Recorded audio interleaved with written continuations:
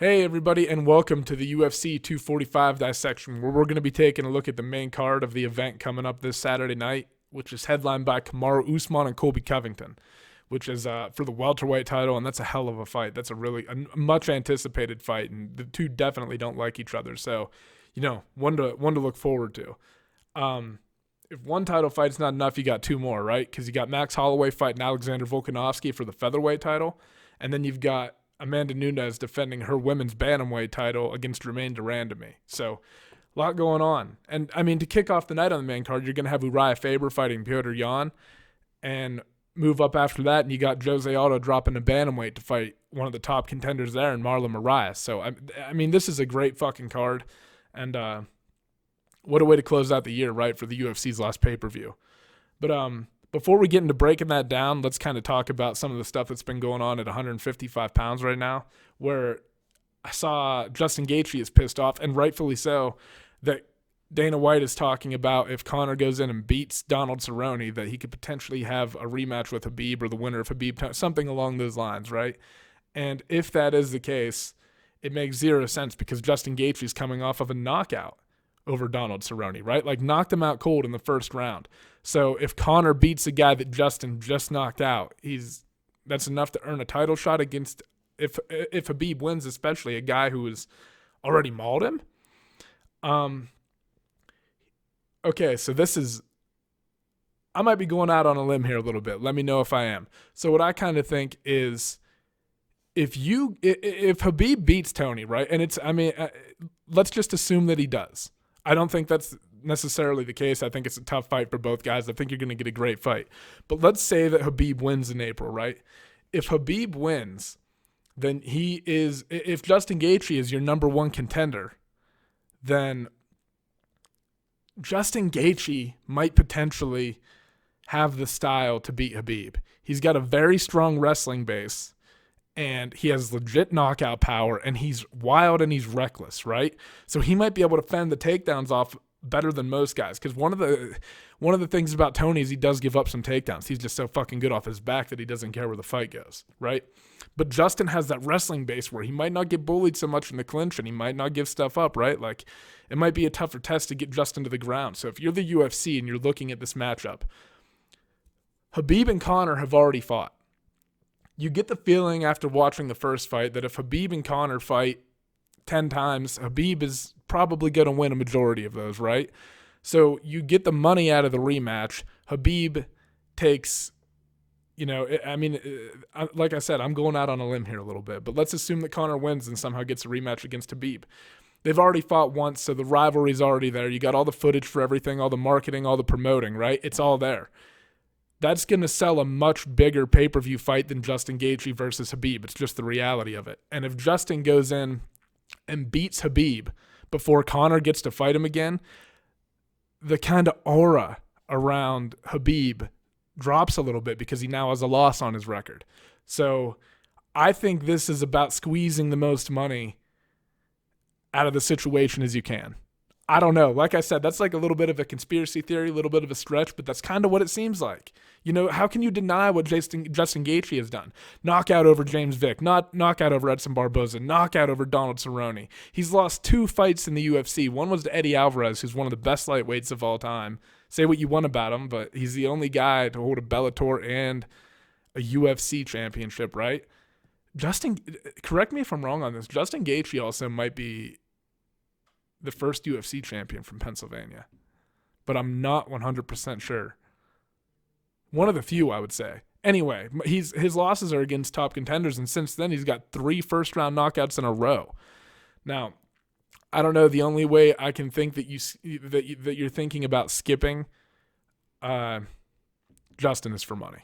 There's got to be something going on the business side of that where the UFC sees potential to squeeze money out of it before giving Khabib the more rightful contender. I don't know. Like I said, bit of a stretch. But anyway, moving on. Another thing that I wanted to talk about on this podcast is that Frankie Edgar's stepping in on short notice to fight the Korean Zombie. And while I love the matchup, I don't think it's necessarily a smart idea for Frankie. I mean, it's a great fight. It's going to be, like I said, as far as the matchup goes, love it. But you've got Frankie, who's preparing for one of the top contenders at 135 pounds in Corey Sandhagen, who, is looking like he's world championship caliber. And Frankie has stepped in and fought a guy like Yair Rodriguez, who was looking that same way at 145, and kind of, exposed him and kind of showed him that, hey, there are levels to this game, and I'm a vet, and I've got some things that you still need to learn. So in a way, I think that Corey Sandhagen is an extremely tough matchup for Frankie. But also, man, I mean, he's also younger in the game, and you might have a little bit of savvy over him. There might be some things you're able to pull off. The Korean Zombie, on the other hand, is a seasoned veteran. Very tough. You were already planning to drop to 135 pounds. Also, you've already lost to the featherweight champion in Max Holloway, right? I mean, to me, I like Frankie staying completely focused on Sandhagen and seeing if he can kind of leapfrog into title contention in a weight class that he should have been fighting in a long, long time ago, in my opinion at least. I mean, he's a small guy for 145, at least in comparison to like Jose Aldo, which is what makes you so nervous about Aldo dropping weight this weekend to fight Marlon Moraes, right? So personally, and I'm a big Frankie fan because I've met him one time, just very briefly, but he went to Clarion University, which is where I went to school, and he wrestled there. So you obviously root for guys like that, right? The same alum. But I think this is a tough move, and you're also talking about the Korean Zombie's got a very well-rounded game, very good boxing, very good everything, very good grappler.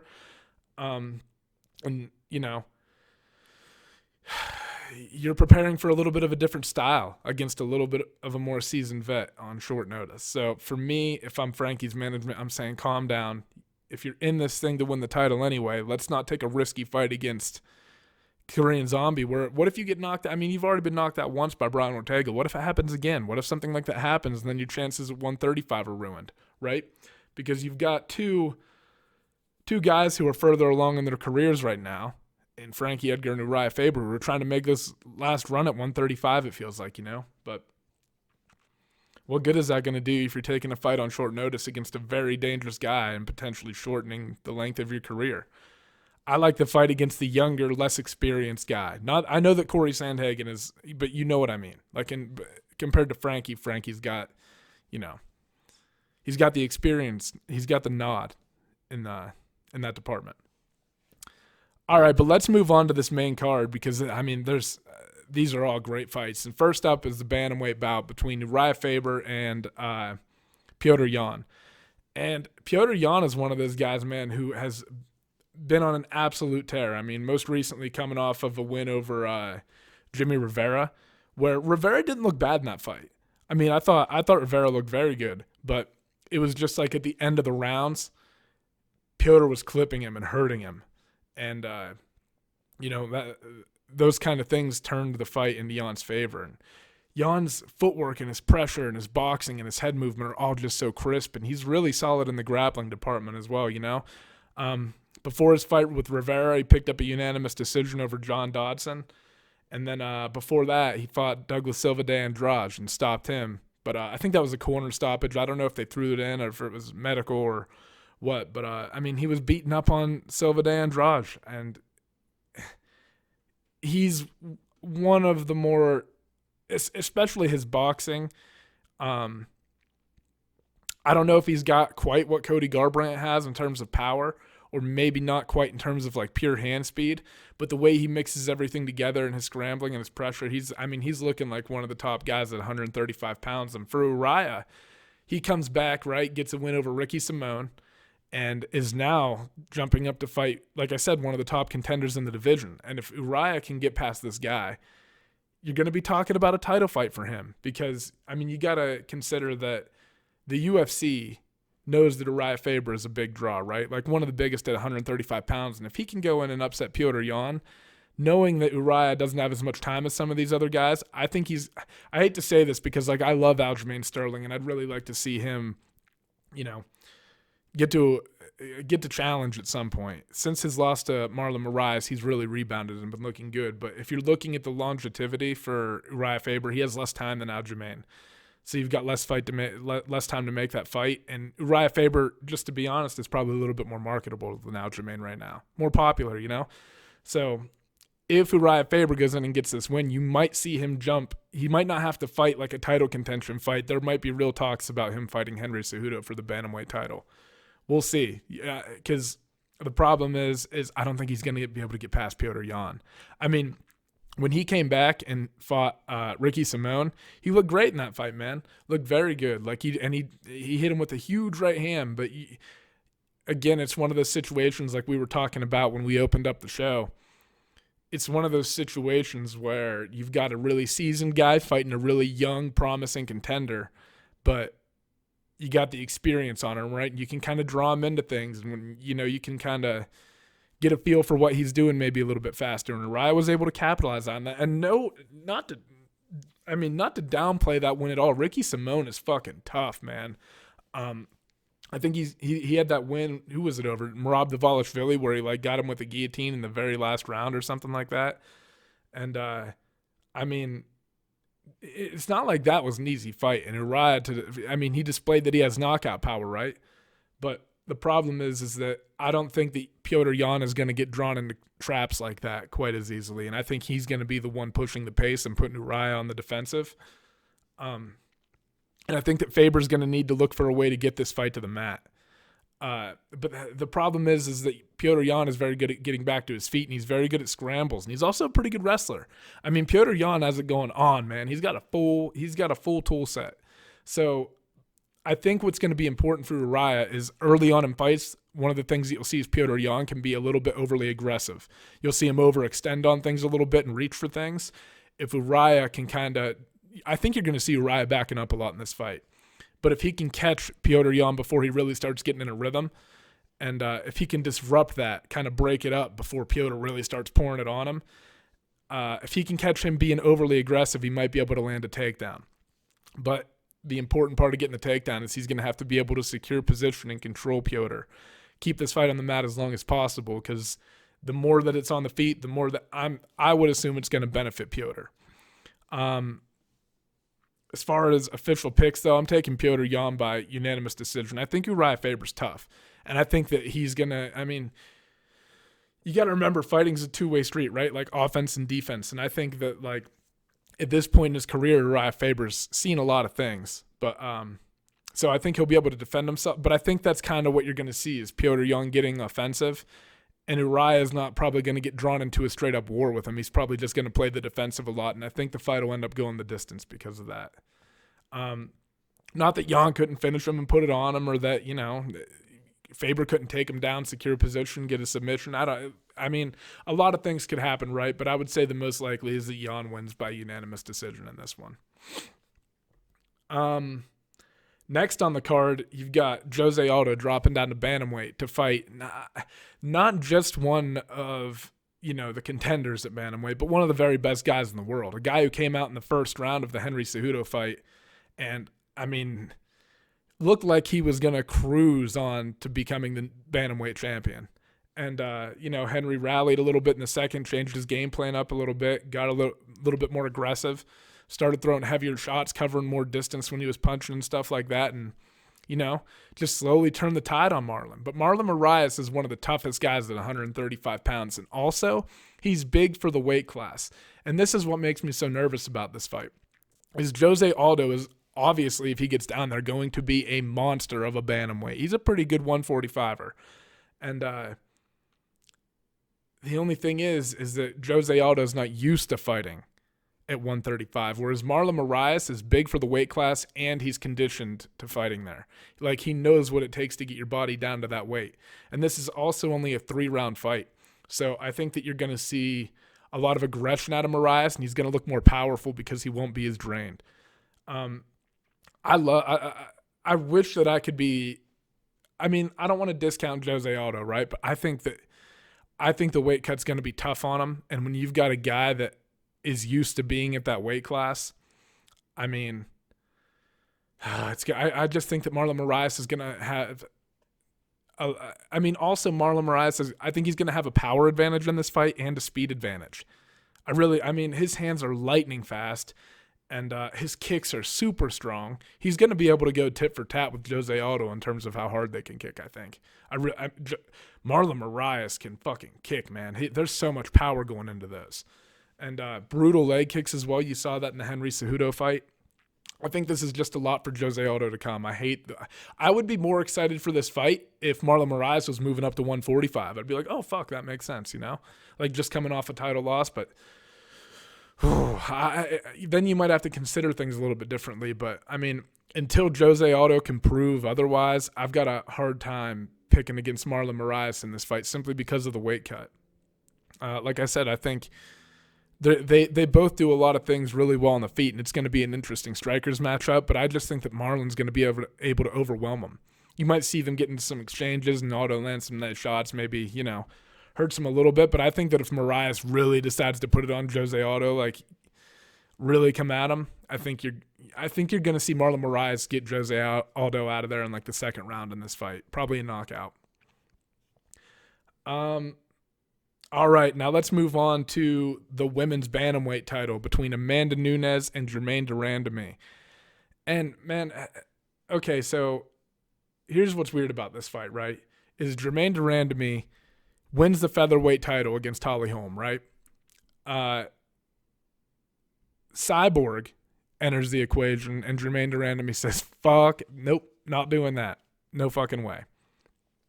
So she loses her title. Cyborg fights, I forget who it was for the, you know, I don't know if it was interim or for undisputed or whatever. I can't remember all the details of it exactly, right? But then Amanda Nunes ends up knocking Cyborg out, and now Germaine has to be thinking, oh, fuck, I dodged that fight, and now I'm fighting the girl who knocked out Cyborg. But one of the things benefiting Germaine de Randamie is that she's already fought Amanda Nunes once and lost. First round TKO, I believe. And a little bit of a questionable stoppage. I mean, Amanda Nunes had her mounted, and Germaine couldn't get out from the mount. And Amanda was just raining down elbows, but Germaine was covered up, and none of them were really landing. I don't know. I thought it was a questionable stoppage. I thought you could have let it go. But I also understand the perspective that if somebody is in a position like the bottom of mount and the person's attacking them, even if they are covering up, if they're not demonstrating an ability after a certain amount of time to better the position, I kind of understand it. So anyway, regardless, they've fought each other before. And, you know, Germaine de Randamie is a legit kickboxer. She's very long, and she's coming off of a knockout win over Aspen Ladd in the first, 20 seconds of the fight. And that one was also a little bit controversial as well. I mean, I think you had Aspen Ladd go appeal that there might have been some bias because they're female fighters. I think she lost that. However, I don't know. Anyway, Germaine de Randamie has knockout power in her hands, right? And she's very long and rangy. And I think that I kind of thought this about Holly Holm, though, too, is that Holly might be able to use some of those things to frustrate Amanda Nunes a little bit, right? But to me, when you look at Amanda Nunes, she's not the same person who she was even when she knocked out Germaine de Randamie, right? Like, she's almost had like a moment of realization. Like, when she took the title from Miesha Tate and knocked her out, like, viciously, I was like, ooh, goddamn, that girl can fucking hit, right? And I think that, like, she's probably always known that, but when Amanda Nunes sits down and sits down on her punches, you get to see the real power behind them, and man, it is like, she knocked Cyborg out, and Cyborg went flying into the cage. I mean, she has serious knockout power, right? And it's not just that she has good knockout power, but she sets things up so well, and she's got really good footwork, and her hands are lightning fast, and her technique is fucking solid, man. I mean, she is extremely dangerous, which also is a testament to how good Valentina Shevchenko is. They've gone 5 rounds twice, I'm pretty sure, or I think they've gone the distance twice at least. How many times have they fought? 3 times? Now that I'm saying it, I don't know. Anyway. But my point is just that, I mean, if you look at what Amanda Nunes did to Holly Holm too, most recently, right? I've got a hard time picking against Amanda in this fight.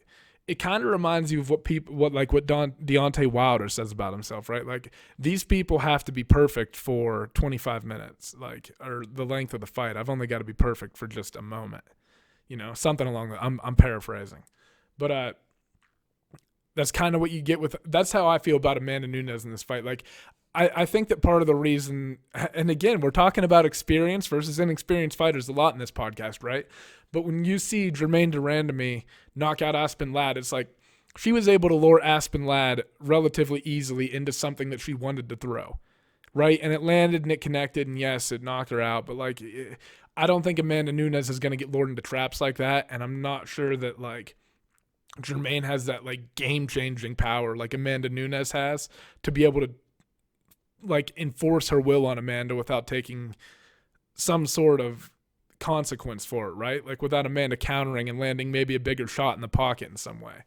So the problem is that Germaine is going to have to fight. Oh, also, I think Amanda Nunes is probably going to have an advantage on the ground and in the clinch if it goes there. I think she's just going to be stronger there. So for Germaine, now you're at a power disadvantage. You probably have a disadvantage on the ground to Amanda Nunes, who is a legit black belt. She's probably going to be stronger than you in the clinch. Like I said, she's brimming with confidence right now. She's been knocking girls the fuck out, like out cold. And like, you're going to have to keep her off of you and away from you for 25 minutes. This is a title fight. In my opinion, I just don't see it happening. I think Amanda's going to be able to bully Germaine around a little bit in this fight, and that's going to open up the knockout for her, because Germaine's game plan has got to be for this fight, I have to be the one initiating the clinches and breaking them and getting shots off the break and using my length to separate and hit her with the end of my punches, you know? Kind of similar how you saw Kamaru Usman score one of his knockouts, right? Like, he gets off the break and at the very end of his – like, she's got to be doing things like that. And, you know, she's going to have to be using a lot of movement. She's going to have to keep Amanda Nunes on the outside and try to pick her apart, utilize a lot of leg kicks to kind of, you know, shut down Amanda Nunes sitting down on those punches and throwing so much power into them. Take some of that power out of her punches and then start to try to implement your game plan. But I think that's going to be a tough task for Amanda, who's going to be coming forward. And really, I think she's going to be trying to put it on Germaine. I don't think she's going to respect the power of her, and I think you're going to see Amanda Nunes pick up another first or second round knockout in this fight. It'll be interesting to see whether Amanda does kind of come out and starts just throwing at her, because she believes, like, I fucking hung with Cyborg. Like, I sat in the pocket with Cyborg and we went to war and I came out on top. Like, she's definitely not going to be afraid to get hit by Germaine. So it's going to be interesting to see if she comes out and goes, okay, I'm going to run through this girl, or if she comes out and goes, all right, I'm going to play this like a tactical fight. Like, I'm going to dissect this girl, right? Like, I'm a world champion. I'm going to pick her apart and prove it. I mean, not that knocking her out wouldn't prove it. It would be more spectacular, right? But it's just, let's see how much, like, I want to see how reckless she gets with her game plan, because like I said, Germaine de Randamie is a very legit kickboxer, and she is very dangerous. So she's able to find those openings and stuff. So being overly aggressive might not be the move. But I'm taking Amanda Nunes by knockout. I just think that at some point she's going to be able to overwhelm her. She's going to find her ways into those pockets. I think that she's so powerful that even if she touches Germaine, she'll be able to she's going to get immediate respect from Germaine, and then she'll be able to throw a lot of feints that'll start opening things up for Amanda. I really think the power is going to play a key factor in this fight. Like I said, as soon as Germaine feels it, it's going to be like, she'll be like, oh fuck, like, I'm aware of it now. So Amanda starts throwing feints. Now you're reacting to feints and biting on things, and Amanda comes in and gets the finish. That's how I see things going, but we will see. All right, moving on to the co-main event, which is the featherweight title. And Alexander Volkanovski is going to be challenging Max Holloway. And Volkanovski coming off that win over Jose Aldo. And I've been kind of going back and forth with myself about this, and I don't know what the answer is really. But a lot of people say that Jose Aldo in that fight just didn't show up, right? And I was kind of wondering that too, but then I watched it back today, and you got to wonder if one thing, Alexander Volkanovski is a very good, like, he stays defensive while he's applying pressure on you, right? So a lot of the things that you're throwing don't land. There aren't a lot of openings there. And I'm wondering if what happened, it's not like Jose Aldo wasn't trying to throw punches. I wonder if Jose was looking at things, and things that he's usually able to open up on guys, he just wasn't able to on Volkanovski, because Volkanovski is so good defensively, right? And Volkanovski was also a little bit stronger in the clinch, able to push him up against the cage and control things there, right? But yeah, I don't know if Jose was feeling unmotivated or whatever, But I didn't think that was, to me, now when I watched it back, I kind of went like, Jose just seems a little bit confused. Like, he doesn't really know what to throw because, I mean, Volkanovski's got some pretty crisp fucking fundamentals, and he's kind of just like I said, he plays a defensive game a little bit, you know, in a straight. Like, he stays very fundamentally sound, and I don't think Jose was able to find the openings. Anyway, moving on. Before that, Volkanovski knocked out Chad Mendes in a fight where this was a fight, another thing that I had to like reconsider. Okay, like Chad Mendes got knocked out in this fight, right? But up until the point that he got knocked out, Mendes was actually looking pretty good. He was able to secure a takedown in the first round. He hurt Alexander in the second. And then, you know, after this fight, he announces that he's retiring. And I kind of go, wait, what the fuck? Why is Chad Mendes, like, he just had, I mean, granted he lost, but then you know, you kind of start to see like Mendes was putting big bursts of effort into things, and when he didn't get the finish, it was kind of draining him. And that made me kind of think about, okay, Chad Mendes is one of the best fighters in the world. Like, there's nothing, you know what I mean? He's one of the best 145-pounders there is. So he can always show up to fight, right? But I wonder if he was reflecting on things because his cardio seemed to go a little bit. And like I said, there were a lot of big movements in that fight, things where he was trying to hunt for the finish, and it's exhausting. But you got to wonder what his motivation was like leading up to camp and whether like he felt like that played some type of part. I mean, I'm completely taking a guess here, right? But when your conditioning suffers, it's usually a testament to you not getting enough cardio in camp, right? Like you not being prepared. And I wonder if his motivation, he's like obsessed with the outdoors and shit now. Good for him. He seems to be doing what he wants to do. But, you know, I kind of was wondering that today. I was like, I wonder how much of what he's actually, you know, if what he was actually going through when he decided to retire was just what his motivation felt like leading up to the fight, and how much he wanted to pursue things like hunting and fishing and all that stuff that he does now. Anyway, we're getting way off topic. Alexander Volkanovski has been looking very good, but he's fighting Max Holloway, who is Holloway most recently bumped up to 155 and lost in an interim title fight to Dustin Poirier. But again, looked very good. It just looked like Dustin had a little bit more pop on his punches, but Dustin Poirier is one of the best boxers in the world, man. In the realm of MMA, like he's got really good boxing, and he's a BJJ black belt to boot, you know. So that was a tough fight for Max, just because again, when you're moving, I don't mean to keep touching on this, but Jose Aldo dropping the bantamweight, right? Even when you go up in weight, when your body's not used to fighting there, it's just going to hold up a little bit differently than you expect it to. And you don't really know until you know, But, I mean, seriously, so when you get Max jumping to 155, Dustin's been able, like he was at 145 and jumped to 155, but he had a lot of fights at 155 before he fought Max. Like he's got some muscle density. He's added on like a little bit of power. He knows his body is just more accustomed to fighting there. No getting around it. So, I mean, it's a tough fight for Max, but now Max is dropping down to, after seeing Max at 155, you go, man, he's a big 145er, but maybe 145 is where he belongs, right? And so before Max loses to Dustin Poirier, beats Brian Ortega, right, and absolutely batters him. I mean, Ortega coming off that big knockout over Frankie Edgar and looking like one of the most promising guys in the division, right? And a lot of people thought that Brian Ortega was going to win that fight. I can't remember if he was a betting favorite. Something tells me that he was a betting favorite. I feel like I remember watching a Joe Rogan podcast where he was complaining about that, but I could be getting fights mixed up. Anyway, Max deals with him, deals with Frankie. I mean, probably the best featherweight. He's probably the best featherweight of all time. In my opinion, he probably is. I used to say Conor, but then, so much has happened since then, and Max has proven himself time and time again. And I don't think that anything changes this time around while he's defending his title. I think that you're going to see Volkanovski give him some problems, and that Volkanovski might be able to push him forward at times, get him up against the cage, maybe work for some, maybe even get Max to the ground at some point, right? But I think that this is going to be one of those things where no matter how much danger Max gets into, he'll be able to get out of it. And I also just think that like his striking is on another level when compared to Volkanovski. So, and I also think that like, how we were talking earlier about how Jose Aldo was like maybe not being able to find those openings that he's usually able to find. I don't think Max will care. I think Max will just apply pressure and volume until he breaks, and he'll create the openings himself. I think that might be a little bit of what the difference is between Jose and Max, is that, Max kind of like more, he brute forces his way in there with his volume and like I said, with just how his pace and his pressure and how he puts it on you. And then the openings come because he's just relentless with it, man, and you can't keep up with him.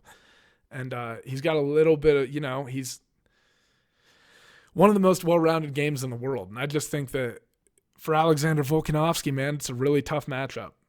I just think that, I don't think he's quite – I think he had, like I said, thinking about it now even, going through it, I think he had maybe a little bit of a stylistic matchup advantage when he fought Jose, because he had that defensive, striking, and then he also had the and not that he's not offensive, man. He was landing punches and he was doing well in that Jose Aldo fight, implementing leg kicks well. It's not that I'm not saying, but I'm just saying I don't think Max will be so respectful. I think Max is going to hit you no matter what, and at some point you're going to break and he's going to find something, I think Max gets this done in the third or fourth round. I think that you'll see Volkanovski look good and competitive up until there, and then Max will just slowly start to wear him down and beat him, And we'll see. We'll see. Volkanovski is 20 wins and 1 loss, and his last loss was in 2012 or 13. He's been on I think he's on a 17 fight winning streak right now. So definitely dangerous, definitely a threat, but I think it's one that Max will be able to deal with. All right, moving on to the main event, we've got the welterweight championship of the world between Kamaru Usman and Colby Covington, and these two guys do not like each other, right? Kamaru Usman is coming off of his, in my opinion, maybe one of the most impressive performances by a challenger in UFC history. He dominated Woodley from start to finish, and it wasn't just it was, there weren't, I can't even really think of a moment in the fight where I felt like Woodley was winning or implementing anything he wanted to do. And you could see it even in between the rounds. When Kamaru Usman would get up from his stool and walk out, he was marching forward with confidence. And after Woodley got mounted in the Usman landed that big takedown and mounted Woodley. It kind of looked like Woodley was like, what the fuck is this?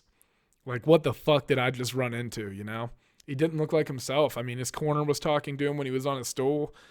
He just looked like he got defeated mentally, right? Just by, I don't know what was going on. I don't know if that happened before the fight or once he felt it, everything just left him. But, man, Usman put on a fucking show, and he did it for 5 rounds. And one of the things that I've been hearing a lot is, a lot of people think that in terms of, cardio and stuff that Colby Covington might have an advantage. And while Covington does throw a lot of, volume, and no doubt about it, and he times his takedowns up well, he's always being offensive and applying pressure.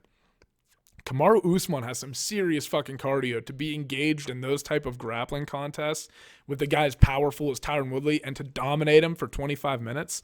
It was a complete mauling. And don't get me wrong, what Colby Covington has done over what he just did to Robbie Lawler, where he threw over 500 punches or strikes or something like that, right? Crazy. Absolutely nuts. And he has a relentless pace. And one of the things that Colby might be able to do in this fight is when they're in the center of the octagon, if he can use a little bit of footwork and stuff, I think he might be able to outmaneuver Usman as far as the footwork goes. If he can use that and throw some combinations together in open space, he might be able to frustrate Usman a little bit. But another thing to consider is that Usman, I think, is a little bit longer, and he more moves, he kind of stalks you, right? And I think he'll be able to touch Colby from some places that Colby is not really able to touch to him, and that'll cause Colby to have to get on the back foot to get away from the things that Usman's throwing, and then Usman will be able to push the fight up against the cage. And in that department, I know that Colby Covington is a very strong wrestler and has good wrestling, a good wrestling base. But if you look at what Usman did to Woodley, man, Woodley has a strong wrestling base, probably a little more explosive than Colby Covington. And Usman just when he got into those positions where he was, leaning up on Woodley against the cage and Oh man, it was terrifying. His technique is like rock solid, and he's super strong. I think he's going to be stronger than Colby Covington in those positions. And like a lot of the time when you see Colby Covington take guys down, a lot of the time, they'll pop back up, and then he just puts the pressure back on you and works for it again. And I think Usman's a little bit better at securing position, and when he gets you down, you're going to be down for a while. Like, you're going to have to work really fucking hard to get back to your feet, and you might even be chalking the round up as a loss. So I think that Usman, if he can push this fight up against the cage like he did to Tyron Woodley, I think he's going to dominate Colby in positions like that. I really do. I think he'll be stronger. I think his technique is a little bit more efficient. But one of the things that you got to consider too is, like, if Colby can get on top, he might have a little bit of a more diverse submission game. Like, he's got some finishes from his back and stuff. I would say that he's probably got a little bit of an advantage in terms of like pure jiu-jitsu goes against Kamaru Usman. So again, man, a lot going on in this fight. I could see it going either way, but ultimately I think that Usman's going to be able to use his length and stuff to kind of back Colby up. And then in those body lock positions, man, and they talk about it in the in the commentary for the fight against Woodley, but I think Cruz mentions it. He's just so long, and he's able to keep that pressure on you, and he's always working shots to the body, and he's just constantly throwing stuff at you as well. So this fight, both guys like to fight aggressively. Like, their styles are both very, like, come forward, control you, dominate you, put it on you. Usman's more of a stalking, slow, lumbering, wear on you pace. Like, you know what I mean? And Covington's more, I mean, same concept, right? But a little more like he's throwing a lot more punches out there. He might shoot a takedown. You might get back up from it. He might start hitting you in the face and the body, shoot a takedown again. You get up. I mean, he'll go through, he just keeps pouring it on, you know? And Usman's more about control, getting you down and just wearing on you. So this fight is going to kind of come down to who can play the bully, who can implement their game plan and be the aggressor and move forward and keep the fight where they want it. Like I said, keys for Colby Covington, in my opinion, circling the octagon, using footwork and stuff to kind of keep Usman out of position and try to hit him with some punches there, and not getting backed up against the cage and ending up in positions like that where, you know, you're on the defense. So I think maybe a boxing-heavy strategy from Colby early on would benefit him. And as the fight wears on, then he can mix in some of his own takedowns and stuff like that as they start to open up. For Usman, I think you do what you did to Woodley, man. You get the fight up against the cage where you're the best, and you take over from there. You get this fight to where you absolutely think that you have an advantage, and I think that Usman will. In terms of like pure grappling exchanges, I think Usman's going to be more powerful and leverage a little bit better technique, which is why I think Colby, I mean, conversely, obviously, right, has to wear Usman out before he starts willingly engaging in grappling contests with him. So it's going to be an interesting stylistic matchup. I'm taking Usman. I think either way it goes, it'll probably be a unanimous decision. Like, I think if Usman gets Colby down, I think Colby will be able to do some things to remain defensive, you know, and potentially get back to his feet sometimes. This is an extremely competitive fight, and I can't wait to see the outcome of it. And like I said, these two guys don't – one big thing that I wanted to mention outside of, like, how they match up stylistically, and this is important. You have to remember that Colby Covington is used to playing the heel. He always plays the heel. So when he goes into these fights like he did against Robbie Lawler, you might get one guy who's a little bit emotional, right? And one guy who's completely calm, and he's just like, fuck that. I mean, I'm putting on a fucking show when I do that. You're taking this seriously? Like, you're getting fired up about the shit that I'm saying? I'm just out here doing fucking promotional stuff. Like, that's not really me, and you're getting worked up about it? So consider that. Consider whether Kamaru Usman is going to come into this level-headed, logically, and approach it tactically, you know, try to take this guy apart and dissect him. Or is he going to come into it with a little bit of emotion? Maybe put a little more on some of his punches. Maybe put a little bit more effort into takedowns that aren't really quite there yet, you know, and Colby defends them. Does it wear on Kamaru that way? So I think that the way that Kamaru comes into this fight emotionally and mentally is important, because I think that Colby is going to come into this fight like he has all of his other fights. He does this all the time. This is just an act for him, but for some of the people that he fights, it becomes very serious. But anyway, official pick, I'm taking Kamaru Usman by unanimous decision. And like I said, this is going to be a great I feel like I say that about all the cards, but it really is a great fucking time to be a UFC fan right now. I'm on MMA Junkie's site right now to kind of see like what the schedule's looking like. So after this, you've got Bellator, Salute the Troops. That looks like Josh Barnett. December 21st, you've got Edgar and the Korean Zombie headlining a UFC card on ESPN+. Bellator 236. Bellator 237. I mean, we got some events coming up, and sorry, I'm just kind of like blitzing through what I'm reading right here, not really explaining them. But we'll get podcasts rolled out for all those, break those down, and yeah, thank you everybody for tuning in. Oh, by the way, I just got the new website up and launched. You can go over to mixedmartialanalysis.com and check it out. There's like a couple blog posts up there right now. I'm gonna maybe try to start doing like some live scoring on there, and during the fights. And then just like posting some of the content there, you know.